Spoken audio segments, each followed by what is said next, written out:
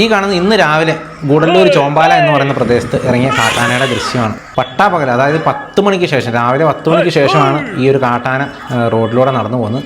ആളുകളും വണ്ടികളും ഒക്കെ പാസ് ചെയ്യുന്ന ഒരു റോഡിലൂടെ നടന്നു വന്ന് മെയിൻ റോഡിലൂടെ കടന്ന് മറ്റൊരു റോഡിലേക്ക് പാസ് ചെയ്ത് പോകുന്ന ഒരു രംഗമാണ് നിങ്ങളിപ്പോൾ കാണുന്നത്. ആ സമയത്ത് ബൈക്കുകാർ പോകുന്നുണ്ട്, ആളുകൾ നടന്നു പോകുന്നുണ്ട്.